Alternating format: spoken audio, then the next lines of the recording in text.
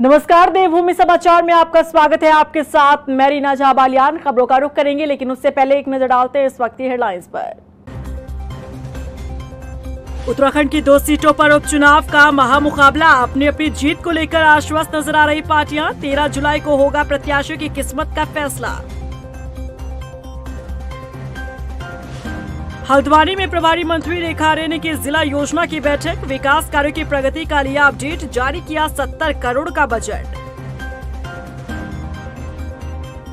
लोहाघाट पहुंचे केंद्रीय राज्य मंत्री अजय टम्टा ने लोगों से किया सुरक्षित सफर देने का वादा। कहा पर्वतीय जिलों को सड़क से जोड़ना पहली प्राथमिकता। आदि कैलाश तक ऑल वेदर रोड पहुंचाने की योजना। और पानी की किल्लत से जूझ रहा हल्द्वानी का बेस अस्पताल। नेफ्रोप्लस डायलिसिस यूनिट में नहीं मिल पा रहा पर्याप्त पानी। वैकल्पिक साधन से अस्पताल में पहुंचाया जा रहा पानी। और चलिए खबरों की शुरुआत करते हैं। उत्तराखंड की 2 सीटों पर होने वाले उपचुनाव के लिए सियासी दलों ने अपने जिताऊ कैंडिडेट पर दांव चलाया है। अपनी अपनी जीत को लेकर दोनों ही मुख्य पार्टियां आश्वस्त नजर आ रही हैं, क्योंकि लोकसभा चुनाव परिणाम से बीजेपी का मनोबल बढ़ा हुआ है, तो वहीं कांग्रेस को अपने मजबूत उम्मीदवार पर पूरा भरोसा है। आखिर कौन किस पर भारी पड़ने वाला है, इस रिपोर्ट में देखिए। उत्तराखंड उपचुनाव में कौन मारेगा बाजी? मंगलौर सीट पर भड़ाना या काजी? बद्रीनाथ में भी दिलचस्प मुकाबला। क्या भंडारी पर भारी पड़ेंगे बुटोला? उत्तराखंड की 2 विधानसभा सीटों पर होने वाले उपचुनाव के लिए सियासी दलों ने कमर कस ली है। प्रदेश की 2 मुख्य पार्टियों ने अपने अपने जिताऊ कैंडिडेट को चुनावी मैदान में उतार दिया है। बीजेपी जहां लोकसभा चुनाव परिणाम से गदगद है, तो वहीं कांग्रेस को अपने मजबूत उम्मीदवार पर पूरा भरोसा है। बीजेपी ने दोनों ही सीटों पर ऐसे उम्मीदवार को चुनावी मैदान में उतारा है जो हाल ही में दूसरे दलों को छोड़कर बीजेपी में शामिल हुए। पार्टी ने उन्हें टिकट देकर कहीं न कहीं अपने कोर कार्यकर्ताओं की अनदेखी की है और कांग्रेस इसी को मुद्दा बनाती दिख रही है। कांग्रेस लगातार इस बात पर बल दे रही है कि बीजेपी ने अपने पुराने कार्यकर्ताओं नेताओं को तवज्जो न देकर नए चेहरों को टिकट दे डाला है। जाहिर तौर पर ऐसे में पार्टी के कार्यकर्ताओं की नाराजगी भी बीजेपी के लिए नुकसानदेह हो सकती है। तो वहीं बीजेपी भले ही बद्रीनाथ सीट पर खुद को मजबूत समझ रही हो, लेकिन मंगलौर सीट निकालना बीजेपी के लिए टेढ़ी खीर साबित हो सकती है, क्योंकि इस सीट पर बीजेपी आज तक अपने पैर जमा नहीं पाई। ज्यादातर इस सीट पर बसपा का ही दबदबा रहा है। इसके बाद कांग्रेस को भी मंगलौर से जीतने का मौका मिला, लेकिन बीजेपी मंगलौर से जीत पाने में असफल रही। अब इस बार मंगलौर सीट पर मुकाबला त्रिकोणीय माना जा रहा है, क्योंकि बीजेपी ने करतार सिंह बढ़ाना को उम्मीदवार बनाया है। भले ही बढ़ाना बीजेपी में नए हो, लेकिन उनका इतिहास रहा है कि वो जिस दल से भी चुनाव लड़ते हैं जीत जरूर हासिल करते हैं।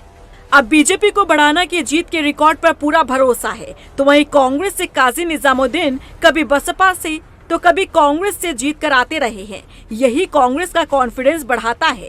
तो वहीं बसपा से चुनावी मैदान में स्वर्गीय सरबत करीम अंसारी के बेटे उबैदुर रहमान को उतारा गया है। अब क्योंकि ये सीट अधिकतर बसपा के खाते में रही और विधायक के रूप में सरबत करीम अंसारी द्वारा क्षेत्र में कराए गए काम को लेकर उनके बेटे जनता के बीच में जा रहे हैं और माना जा रहा है कि सिंपैथी वोट बसपा को मिल सकता है। ऐसे में सीट पर मुकाबला दिलचस्प होता दिख रहा है।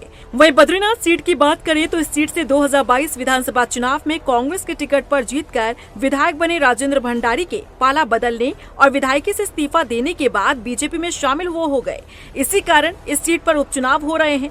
यानी कि बद्रीनाथ की जनता से जो आशीर्वाद 2022 में राजेंद्र भंडारी को मिला, उसका उन्होंने अपमान किया और ये बात कांग्रेस कहती दिख रही है। अब ऐसे में एक बार फिर राजेंद्र भंडारी जब बद्रीनाथ जनता से वोट की अपील करेंगे, तो क्या जनता वापस भरोसा जता पाएगी या फिर नहीं, ये बड़ा सवाल है। तो वहीं कांग्रेस ने अपने ऐसे कार्यकर्ता को बद्रीनाथ से टिकट दिया है जो पार्टी के लिए लंबे समय से काम करते रहे हैं और इसी का तोहफा कांग्रेस ने लखपत बुटोला को दिया है। ऐसे में दोनों ही सीटों पर उपचुनाव का मुकाबला काफी दिलचस्प होता दिख रहा है। देहरादून में एक तरफ जहां गर्मी से लोगों का हाल बेहाल है, तो वहीं विकास के नाम पर पेड़ कटान का काम भी तेजी से चल रहा है। अब ताजा मामला देहरादून का है, जहां सड़क निर्माण के नाम पर पेड़ काटने का निर्णय लिया, लेकिन यहां के लोगों ने खुलकर इसका विरोध किया है। देखिए हमारी ये खास रिपोर्ट।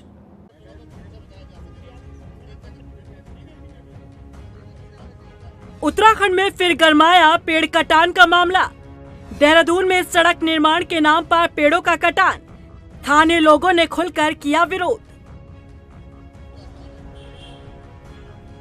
मई महीने में राजधानी देहरादून के खलंगा के जंगल काटे जाने के विरोध के बाद सरकार को बैकफुट पर आना पड़ा, लेकिन जून महीने में फिर राजधानी देहरादून में कई पेड़ काटे जाने को लेकर लोगों में आक्रोश देखने को मिल रहा है। दरअसल देहरादून के दिलाराम चौक से लेकर मुख्यमंत्री आवास तक 4 लेन सड़क का काम प्रस्तावित है। इसके लिए सड़क के दोनों किनारे लगे पेड़ों को काटा जाना है, जिसके बाद सड़क का चौड़ीकरण होगा। जिन पेड़ों को काटा जाएगा इसके लिए निशान भी लगाए जा रहे हैं, लेकिन इसे लेकर अब स्थानीय लोगों का गुस्सा देखा जा रहा है। यहाँ के लोगों का कहना है कि वो किसी भी कीमत पर पेड़ को काटने नहीं देंगे। दिलाराम चौक से लेकर मुख्यमंत्री आवास तक पहले से ही सड़क चौड़ी है और सड़क चौड़ीकरण के नाम पर जो पेड़ काटे जाने हैं वो ठीक नहीं। वीआईपी रूट होने के बावजूद स्थानीय निवासियों का कहना है कि वो जाम में रुकने के लिए तैयार हैं, लेकिन पेड़ काटे जाने को लेकर वो तैयार नहीं। यहाँ पे इतने पुराने पेड़ हैं कि मैं जब पैदा भी नहीं हुआ था तब से बड़े ही देखे हैं मैंने। इतने पुराने यहाँ पे पेड़ है और इनको काटना बिल्कुल भी जायज़ नहीं है।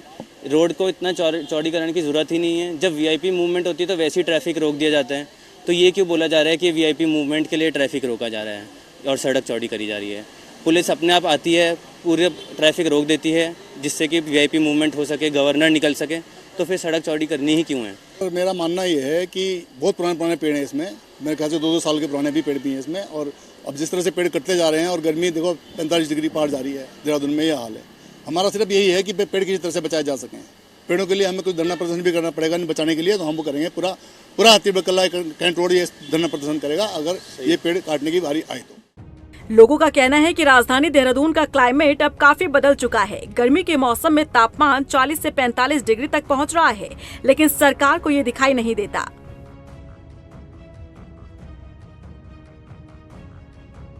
यहाँ पहले कभी गर्मी नहीं हुई, लेकिन जब से पेड़ कटने चालू हुए हैं, जब से यहाँ का टेम्परेचर देख लो 44, 43, 44, 45 तक पहुँच गया है।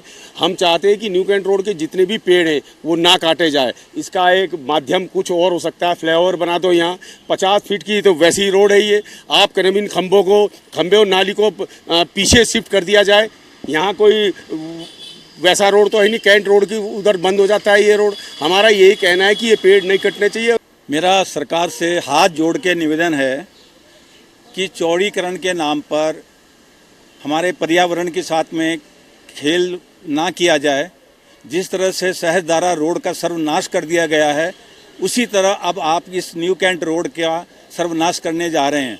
पेड़ हमारी जान है। इन पेड़ों के पीछे जहां हम खड़े हैं, जिस स्थान पे, हमारी 10 पीढ़ियों की यहाँ पर पूजा का स्थान है। हमने उनको यहाँ पे स्थान दिया हुआ है। अगर कल ये पेड़ कटता है तो हम अपनी जान देने को तैयार हैं। स्थानीय निवासी जहां पेड़ कटान का विरोध कर रहे हैं, तो वहीं सिटीजन फॉर ग्रीन देहरादून संस्था भी पेड़ बचाने की मुहिम में उतर आई है। संस्था ने बाकायदा प्रेस कॉन्फ्रेंस कर 23 जून को दिलाराम चौक से सेंट्रियो मॉल तक पैदल मार्च निकालने का ऐलान किया है।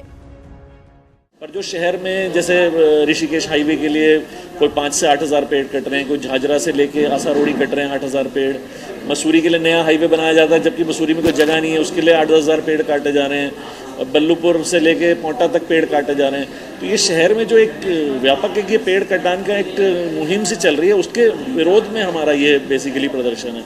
तो एक इसको हाईलाइट भी हम कर रहे हैं, मतलब सेंट्रियो मॉल से उसका विरोध तो हम कर ही रहे हैं, पर शहर में जो बेतहाशा पेड़ कट रहे हैं, बेतहाशा कंक्रीटीकरण हो, जो सड़क से एच टू एच जो सड़क बना रहे हैं और जो टाइलिंग इतनी हो रही है, तो पेड़ लगाने की जगह ही नहीं है। हल्द्वानी जिला की प्रभारी मंत्री रेखा आर्य ने जिला योजना की बैठक ली। इस योजना में जिले के विकास कार्यों सहित सभी विभागों की अलग अलग योजनाओं को लेकर चर्चा की गई। बैठक में प्रभारी मंत्री रेखा आर्य ने जिले के विकास के लिए 70 करोड़ रुपए के बजट को जारी किया। वहीं मंत्री रेखा आर्य ने हल्द्वानी बेस अस्पताल में हो रही पानी की कमी को जल्द दूर करने के अधिकारियों को निर्देश दिए। उन्होंने अधिकारियों को सख्त हिदायत देते हुए कहा कि हर शिकायत का वक्त पर निस्तारण किया जाए। जिला योजना की बैठक बड़ी सफलता के साथ पूर्ण कर ली गई है और जिला योजना की बैठक में लगभग 70 करोड़ 20 लाख की धनराशि के साथ में विभिन्न विभागों के परिव्यय आए हैं और जिसे आज संबंधित जनप्रतिनिधियों के साथ मिलते हुए आज उस परिव्यय को स्वीकृत कर दिया गया है। और उस परिव्यय के मध्य में जो है, चाहे वो स्वरोजगार का पार्ट हो, चाहे वो रोज़गार का पार्ट हो अथवा उद्यान का सेक्टर हो, ये इसको प्रमुखता दी गई है। इसके साथ ही पीडब्ल्यूडी के प्रस्ताव अधिक मात्रा में आए हैं और पीडब्ल्यूडी के प्रस्ताव को भी यहाँ पे स्वीकार किया गया है। लोहाघाट पहुंचे केंद्रीय परिवहन राज्य मंत्री अजय टम्टा का बीजेपी कार्यकर्ताओं ने स्वागत किया। इस मौके पर केंद्रीय राज्य मंत्री अजय टम्टा ने कहा कि आने वाले दिनों में उत्तराखंड के पर्वतीय जिलों में सफर और बेहतर होगा। उन्होंने कहा कि राज्य के पर्वतीय जिलों को सड़क मार्ग से जोड़ना उनकी प्राथमिकता है। वहीं उन्होंने टनकपुर जोजीबी मार्ग का निर्माण कार्य शीघ्र पूरा करने का भी वादा किया। वहीं केंद्रीय राज्य मंत्री अजय टम्टा ने कहा कि बीजेपी सरकार की कोशिश है कि पर्यटक आदि कैलाश तक ऑल वेदर रोड से पहुंचे। 10 साल के अंदर जो ऐतिहासिक काम हुआ है उसमें ऑल वेदर रोड, जिसमें हम कह सकते हैं कि टनकपुर, बनबसा, लोहाघाट, चंपावत, पिथौरागढ़, धारचूला, जौलजीबी, वहाँ आगे लिपुलेख दर्रे तक, कुट्टी, गुंजी तक, ये रोड जो थी प्रधानमंत्री जी के मार्गदर्शन में हमें मिली।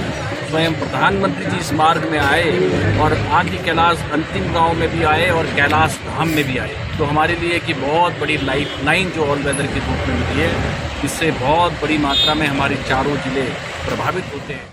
अल्मोड़ा के काकड़ी घाट पहुंचे राज्यपाल सेवानिवृत्त लेफ्टिनेंट जनरल गुरमीत सिंह ने स्वामी विवेकानंद जी तपस्या के दर्शन किए। साथ ही उन्होंने आश्रम में स्थित सभी मंदिरों में दर्शन कर पूजा अर्चना की।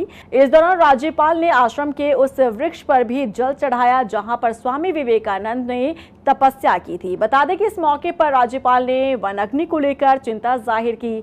उन्होंने कहा कि वन अग्नि पूरे विश्व के लिए चुनौती है, लेकिन जंगल की आग से निजात का रास्ता उत्तराखंड निकालेगा। आज अगर आप देखें कि किस प्रकार से ग्लोबल वार्मिंग हो रही है, किस प्रकार हर एक जगह 50 डिग्री से ज़्यादा टेम्परेचर जा रहा है, पानी की कमी हो रही है, फॉरेस्ट फायर का भी एक चैलेंज है।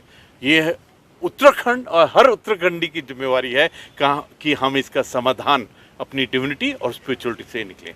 आज यहाँ आकर विवेकानंद जी के जो सोच विचार हैं, सबसे बड़ी दान क्या दिया है उन्होंने हमारे को सोच विचार और धारणा दिया है। अगर आप भारत का हर भारतीय का डीएनए, सोच की डीएनए को ढूंढना चाहते हैं तो विवेकानंद जी की सोच में ही आपको मिलेगा। उत्तराखंड कांग्रेस के प्रदेश कार्यालय में कांग्रेस नेता राहुल गांधी के जन्मदिन के मौके पर कार्यक्रम का आयोजन हुआ। आपको बता दें कि कांग्रेसियों ने कांग्रेस भवन के बाहर मोहब्बत की दुकान लगाकर राहगीरों को शरबत बांटा। इसके अलावा महानगर कांग्रेस ने गांधी पार्क में वृक्षारोपण किया। इस मौके पर कांग्रेस के महानगर अध्यक्ष जसविंदर सिंह गोगी ने कहा कि आज पूरा देश संविधान को बचाने की लड़ाई लड़ रहा है और नेताजी का जन्मदिन मना रहा है। राहुल जी का आज जन्मदिन है और इसलिए हम लोगों ने इसे पर्यावरण दिवस के रूप में वृक्षारोपण किया है और हम लोगों ने प्रार्थना की है उनकी लंबी उम्र के लिए। और साथ ही साथ जो देश में जो लोकतंत्र आज खतरे में है, जो संविधान की लड़ाई राहुल जी लड़ रहे हैं और हम सब लोग उनके साथ आज खड़े हैं और हम लोग भगवान से, वाहिगुरु से दुआ करते हैं कि वो इस तरह से ही लोगों के लिए लड़ाई लड़ते रहें। हल्द्वानी के सोबन सिंह जीना बेस अस्पताल की नेफ्रो प्लस डायलिसिस यूनिट को पर्याप्त मात्रा में पानी नहीं मिल पा रहा है, जिस वजह से मरीजों की डायलिसिस नहीं हो पा रही थी। जानकारी के मुताबिक नेफ्रो प्लस डायलिसिस यूनिट में 2 दर्जन से ज्यादा मशीनें हैं। डायलिसिस के वक्त हर मशीन को 4 घंटे में 10,000 लीटर पानी चाहिए होता है। उधर सिटी मजिस्ट्रेट AP वाजपेयी ने बताया कि वैकल्पिक व्यवस्था के पानी पहुंचाया जा रहा है, जल्द समस्या दूर होगी। बता दें कि ये मामला प्रभारी मंत्री रेखा आर्य के संज्ञान में भी आ चुका है। बेस हॉस्पिटल में 2 इश्यूज अभी वहाँ पर हैं। एक जो नेफ्रो यूनिट है वहाँ पर, डायलिसिस यूनिट, उसमें पानी का कुछ इश्यू आ रहा था। उसी के रिगार्डिंग हमने जिनके द्वारा ये संचालित की जा रही है और जो वहाँ PMS है और जल संस्थान के अधिकारियों के साथ बैठक की है और जो समस्या थी उसका निराकरण कर लिया गया है। प्रतिदिन जो पाइपलाइन से सप्लाई आ रही है उसके अलावा जल संस्थान के माध्यम से उनको टैंकर्स उपलब्ध कराए जा रहे हैं और आगे भी कराए जाते रहेंगे। उधर उत्तरकाशी के विकास खंड चिनियाली सौड़ के कपराड़ा गांव में लोग पानी की एक एक बूंद के लिए तरस रहे हैं। यहां 60 लाख से ज्यादा की लागत लगाकर जल जीवन मिशन के तहत घरों में नल तो पहुंचाए गए, लेकिन नल से पानी अब तक नहीं मिला है। ग्रामीणों ने बताया कि पाइपलाइन बिछाते समय लापरवाही बरती गई। उन्होंने बताया कि पाइपलाइन को जमीन से काफी ऊंचाई पर बिछाया गया, यही कारण है कि उनके घरों तक पानी नहीं पहुंच पा रहा है। और बता दें कि ग्रामीण समस्या का समाधान नहीं होने पर उग्र आंदोलन की चेतावनी दे रहे हैं। लेकिन इनकी जो सेटिंग है, इन्होंने जहाँ मतलब ये है 2-3 जगह तो पानी जा रहा है, तो जो बोलने वाले परिवार नहीं वहाँ पानी कतई भी नहीं है। आज से नहीं है स्थिति, पहले से आपने देखा होगा पीछे भी, जहाँ एक दो जगह पानी होगा, नहीं तो कहीं पानी नहीं है। सबसे बड़ी प्रॉब्लम है, आप टैंक को देख सकते हैं, टैंक में भरपूर पानी है, कहीं भी जाओ आप। लेकिन इन्होंने अंदर ही अंदर पता नहीं क्या सेटिंग कर रखी है, 2-3 परिवारों को पानी जा रहा, और ये हर जगह यही दिक्कत है। देखने को नहीं आते, कोई नहीं, गरीब गांव है हमारे, कोई नहीं आते देखने के लिए। देखो रास्ता की भी हमारे लिए परेशानी है, कोई बैठाने के लिए गया, कोई जगह नहीं है, मंदिर भी नहीं है, प्रधान वगैरह कोई नहीं आते हमारे गाँव में। ये छतरी समिति वाला ये सब बन रखा है, और जिस टाइम इसको वोट की बारी आती है उस टाइम तो हमारे गाँव में आती है, और जब वोट की देवता कौन जाते वहाँ। अपराधियों पर अंकुश लगाने के लिए क्या सीएम योगी की तर्ज पर सीएम धामी भी कार्रवाई करेंगे? दून के गोली कांड मामले पर पीड़ित परिवार आरोपियों के घर पर बुलडोजर चलाने की मांग कर रहा है, तो वहीं सीएम धामी ने मामले में सख्त कार्रवाई के निर्देश दिए हैं। देखिए रिपोर्ट। क्या सीएम योगी की तर्ज पर धामी करेंगे काम? अपराधियों से निपटने के लिए उठाएंगे सख्त कदम। दून गोलीकांड मामले में सख्ती से निपटने के निर्देश। जब साइकिल के 2 पहिए होते हैं ना, जब एक खराब हो जाता है तो दूसरे वाले को थोड़ा ज़्यादा स्ट्रॉन्ग होना पड़ता है। तो मेरे साथ तो वही हो गया है। मेरे जो हस्बैंड अर्निंग थे वो अब नहीं है, छोटी मोटी बातें डिस्कस करने के लिए भी नहीं है। ये रोती बिलखती महिला रवि बडोला की पत्नी है। वो रवि बडोला जो अब इस दुनिया में नहीं है। रविवार रात 2 पक्षों के विवाद में रवि को गोली मार दी गई। अब इस मामले में पीड़ित परिवार इंसाफ की गुहार लगा रहा है। रवि बडोला की पत्नी ने प्रशासन पर विश्वास जताते हुए मामले में आरोपियों को सख्त सजा की मांग की है और अपने भरण पोषण के लिए नौकरी की मांग। अगर आप मुझे नौकरी दे सकते हैं तो मुझे नौकरी चाहिए। मैं पढ़ी लिखी हूँ, पोस्ट ग्रेजुएट हूँ, और मुझे ऐसी नौकरी चाहिए कि मैं अपने बच्चे का भरण पोषण आगे कर सकूँ। मुझे मेडिकल फैसिलिटी, अगर मैं कभी उसको कोई दिक्कत है, मेरा एक ही बच्चा है, मैं उसे वो चीज़ दे सकूँ। मैं माँ हूँ, मैं कुछ भी मैं तो उसे वो चीज़ दूँगी। बस मेरी हाथ जोड़ के अभी भी ये रिक्वेस्ट है कि उसके लिए कम से कम मुझे थोड़ा सा स्ट्रेंथ प्रोवाइड करें गवर्नमेंट। बता दें कि देहरादून के रायपुर थाना क्षेत्र में हुए गोलीकांड मामले में पुलिस की कार्रवाई लगातार जारी है, लेकिन पीड़ित परिवार का गुस्सा कम होता नहीं दिख रहा। आरोपियों को कड़ी सजा और उनके घर पर बुलडोजर चलाने की मांग पीड़ित परिवार कर रहा है। बीते दिन पीड़ित परिवार को क्षेत्र के लोगों ने समर्थन देते हुए बाजार बंद रखा और आरोपी के घर के बाहर जमकर हंगामा किया, तो वहीं धरना प्रदर्शन भी किया गया। हालांकि इस मामले में सीएम धामी ने सख्ती से निपटने के निर्देश दिए, तो वहीं पुलिस ने भी 24 घंटे के भीतर ही आरोपियों को गिरफ्तार कर लिया। जो अभी तक जो अपडेट स्थिति है उसमें सारे जो हमारे नामजद थे और नामजद के अलावा और जो लाइट में जो भी अभियुक्त आए थे, प्रकाश में जिनका नाम आया था, उन सभी की गिरफ्तारी कर ली गई है। अब उसमें कोई भी अभियुक्त उसमें शेष नहीं है। लेकिन इस घटना के बाद उत्तराखंड की सुरक्षा व्यवस्था पर सवाल खड़े होने लगे हैं। मुख्य विपक्षी दल ने भी इस मामले में सरकार को घेरा है। कांग्रेस प्रदेश अध्यक्ष करण माहरा ने उत्तराखंड के बिगड़ते माहौल को लेकर सवाल खड़े किए हैं। राष्ट्रपति के दौरे के टाइम पे करोड़ों की चोरी हो जाना, अंकिता भंडारी मर्डर केस, महिला अपराध में पहले नंबर पाना, हाथी बरगला में मंत्री आवास के पास एक महिला की बलात्कार के बाद हत्या हो जाना, और विपिन रावत की देहरादून में सरेआम डंडू से पीटकर मार देना, 10 दिन बाद उसका हत्या हो जाना और 10 दिन तक अपराधियों के खिलाफ कार्रवाई नहीं होना। कल की घटना जिसमें गोलीबारी हुई है, इस तरीके की अनेकों घटनाएं सीरीज से हैं जिनको गिनाएंगे तो पूरा एक दिन चाहिए।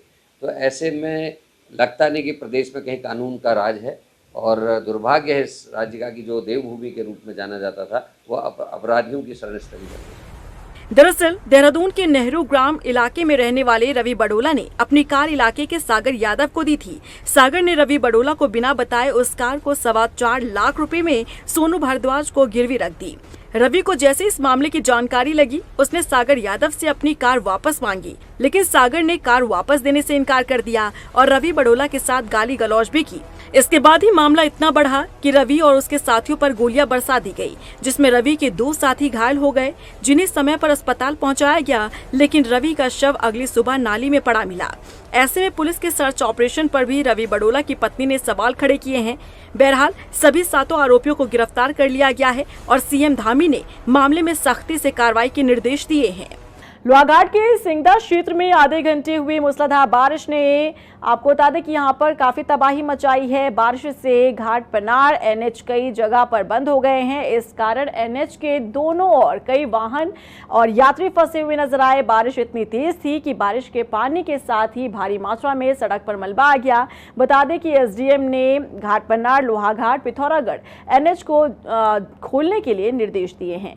और इसी के साथ फिलहाल इस बुलेटिन में बस इतना ही, लेकिन चलते चलते एक नजर डालते हैं इस वक्त की हेडलाइंस पर।